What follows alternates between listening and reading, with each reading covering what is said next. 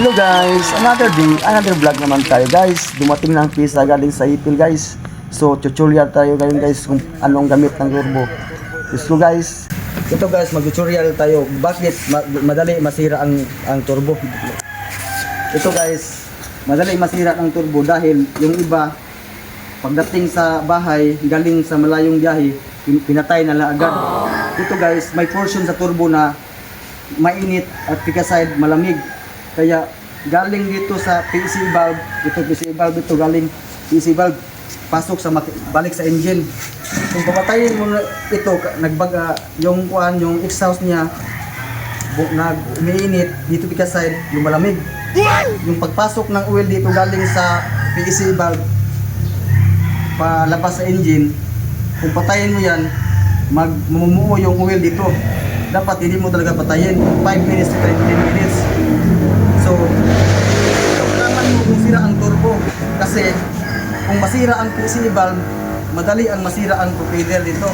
Kasi, ang PC valve, siya ang nag-control ng oil, papasok dito sa turbine natin. Kaya tinawag to ng turbo charging.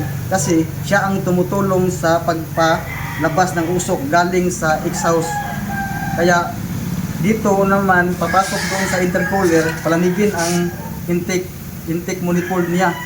Kaya ito ang trabaho ng turbo, kaya turbo charge siya kasi tumutulong siya ng extra strong sa makina, sa engine.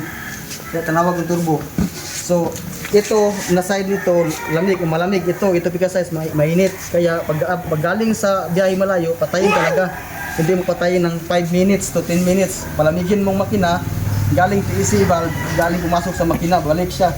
Kung sira ang PC valve, so malaman mo sira ang turbo kasi ang impeller dito, yung PC valve, siya ang nagkuha ng oil, pasok dito sa impeller, siya ang nagkontrol. Kung sira ang PC valve, kahit madali lang masira ang turbo kasi sira ang PC valve. Ang PC valve nagkontrol, papasok yung langis papunta doon sa makina. Kung sira ang PC valve, madali talaga masira ang impeller ito impeller. Malaman kung sira ang turbo, kung ang intercooler mo, intake manifold, dami ng langis, pumasok na, magbawas na, umusok na. Kasi ang turbo, pag accelerate mo yan, iikot yan yung malakas yung turbo. Pag accelerate mo, hindi mo i-accelerate yan, hindi yan iikot. Kaya yan ang turbo. Yan ang gamit ng turbo. So, guys, thank you for watching sa atong tutorial ngayon. So alam mo na kung ano ang gamit ng turbo. Kailangan para kayo na naman, kung may sasakyan kayo, may alam na kayo sa turbo. Ang importante lang, madali masira ang turbo kung sira ang PC valve. Dali talaga masira. Malaman mo sira ang turbo kasi pag umusok na yung tambutso, pagtingin mo sa exhaust, kung walang oil, so turbo talagang sira. Thank you for watching guys. Bye bye.